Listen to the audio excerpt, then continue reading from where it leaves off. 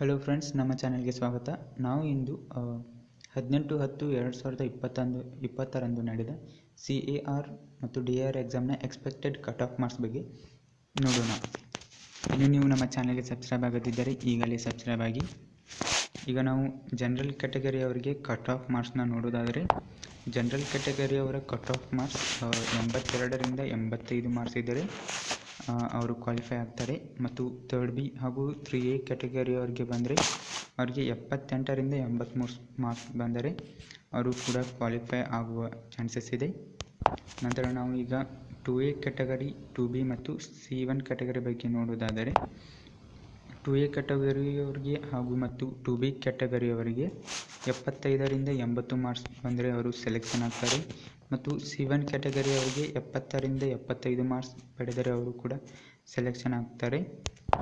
ಮತ್ತು ಈಗ ನಾವು SC ಮತ್ತು ST ಕ್ಯಾಟಗರಿ ಬಗ್ಗೆ ನೋಡೋದಾದರೆ, ಅವರು 67ರಿಂದ 73 ಮಾರ್ಕ್ಸ್ ಅಥವಾ 75ರವರೆಗೂ ಅವರು ಮಾರ್ಕ್ಸ್ನ ಪಡಿಬೇಕು, ಆಗ ಅವರ ಸೆಲೆಕ್ಷನ್ ಆಗ್ತಾರೆ.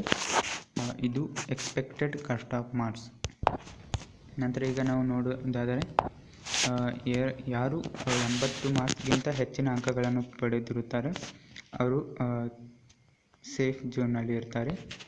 ಹಾಗೂ 75ರಿಂದ 80 ಮಾರ್ಕ್ಸ್ ಪಡೆದವರು 90% ಸೇಫ್ ಝೋನಲ್ಲಿ ಇರ್ತಾರೆ. ಯಾರು ಮೋರ್ ದ್ಯಾನ್ 85 ಅಂತ ಪಡೆದಿರುತ್ತಾರೆ ಅವರು 100% ಸೆಲೆಕ್ಷನ್ ಆಗ್ತಾರೆ. ಇದು ಎಕ್ಸ್ಪೆಕ್ಟೆಡ್ ಕಟ್ ಆಫ್ ಮಾರ್ಕ್ಸ್ ಆಗಿದೆ ಗೆಳೆಯರೆ. ಹೀಗೆ ಸಪೋರ್ಟ್ ಮಾಡಿ. ಜೈ ಹಿಂದ್ ಫ್ರೆಂಡ್ಸ್.